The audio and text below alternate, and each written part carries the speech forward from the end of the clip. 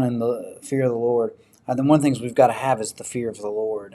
And I talked about on Sunday that I don't always know what that is, that I don't have the best way to explain that or to teach that, but I do know it's really important in the Bible. It shows up in 295 verses according to one source I read this week, 235 references in the Old Testament, and 43 references in the New Testament.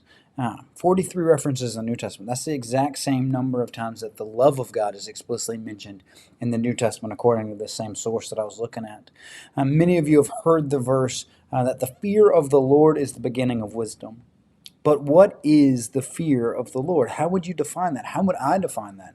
And truthfully, as I prepared for last week's sermon and I thought about it and I wrestled with it, I realized the more and more I thought, the less and less I really felt great about any definition. But I did want to share one thing that was really helpful for me. I think the fear of the Lord is loving what God loves and hating what God hates. That was what I said on Sunday. But there's this other really graphic illustration that I heard one time, and it helps me out a lot. Because we're not supposed to be afraid of God in servile fear that drives us away from God, that wants us to run away from God. Sometimes when we're afraid of things, we run away from them, when we avoid them, and we run away from them. The fear of God is actually supposed to draw us closer to God's heart, to drive us to God and away from sin. The fear of the Lord drives us away from sin and to God, as opposed to servile fear drives us away from God and to sin itself.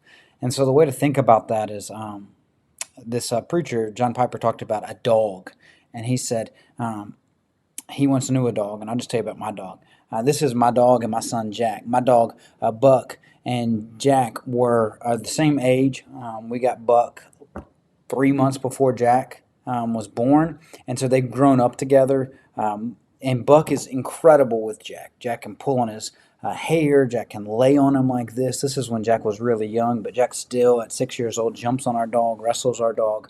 And Buck puts up with it, often enjoys it, and has a good time. And in the same way that when we come to God's face, God is powerful and strong, and yet He welcomes us when we come to Him. But one of the interesting things about Buck is you've seen this with a lot of dogs. They can be great to your face, but you run away from them, and Buck thinks Buck chases you down.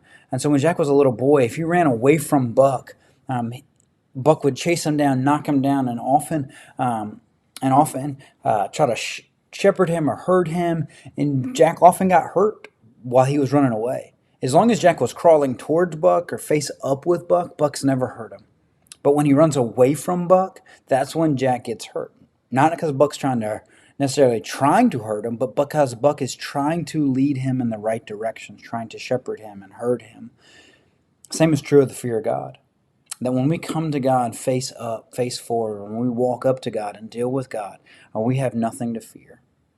But when we run away from God and run to sin, God's shepherding heart, like any shepherd dog, chases us down, often knocks us down, often pushes us over, trying to get us to go in the right directions. And so as long as you and I are running towards God, we have nothing to fear.